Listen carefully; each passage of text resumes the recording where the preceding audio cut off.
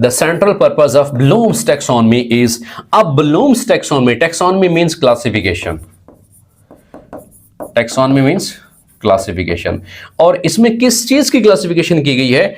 Organisational educational objectives को classify किया गया था, याद रखिएगा बेटा, एजुकेशनल ऑब्जेक्टिव्स को। अब जब एजुकेशनल ऑब्जेक्टिव को क्लासिफाई किया गया था, ब्लूम्स टैक्सोनॉमी, बेंजामिन ब्लूम्स ने ये टैक्सोनॉमी दी थी। और फिर ये भी सबसे अहम सवाल है, इसके कितने डोमेन है रेस्पेक्टेड स्टूडेंट्स? ब्लूम्स टैक्सोनॉमी के इसके 3 डोमेन्स हैं, याद रखिएगा जी। इसके रेस्पेक्टेड स्टूडेंट्स 3 डोमेन है, और वो 3 डोमेन कौन से हैं? फर्स्ट वन इज कॉग्निटिव, जो कि मेंटल अप्रोच से है। Second one is affective domain respected students, affective, and the third one is the psychomotor domain.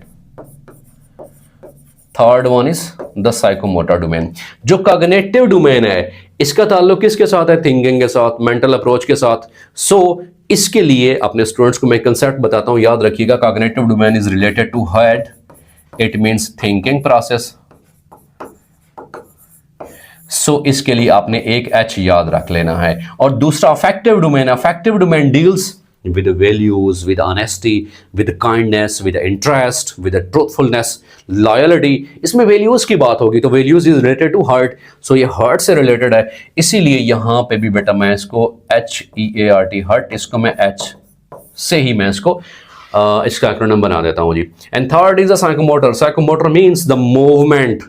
जब भी बात आएगी तो movement mean hands on activities होती हैं, so psychomotor means hands on movements बेटा। तो इसको भी मैं HHO करता हूं। तो जब भी ब्लूम्स टैक्सोनॉमी के 3 लेवल्स की बात की जाए बेटा, तो उसके हवाले से आपने याद रख लेना है HHH बेटा जी। Head, heart, hand. Head stands for cognitive, heart stands for affective, and hand stands for that is psychomotor domain बेटा जी। और फिर इनके डिवीजन की बात की जाती है कि सबसे पहले इनको किसने क्लासिफाई किया गया था सब ग्रुप्स में?